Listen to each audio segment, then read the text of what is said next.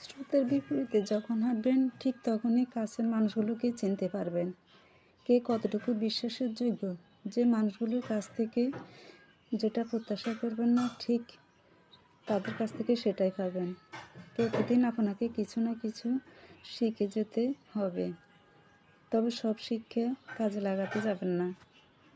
শুধু মনে রাখতে হবে কখন কী করতে পারে আপনার সাথে এবং তারা কারা, তাদেরকেও ভালো করে চিনে রাখতে হবে। দ্বিতীয়বার যেন তারা আপনার স্পর্শ করতে না পারে, কারণ আপনি একটু চিন্তা করলে বুঝতে পারবেন বিশ্বাস তারাই নষ্ট করে আমরা যাদের অতিরিক্ত বিশ্বাস করি। কিন্তু খেলা এখানে শেষ না, আপনাদের জন্য শুরু, ওই সকল মানুষদের জন্য শেষ। কারণ আপনি কে, আপনি কি করতে পারেন সেটা কিন্তু তারাই জানে না। ধন্যবাদ।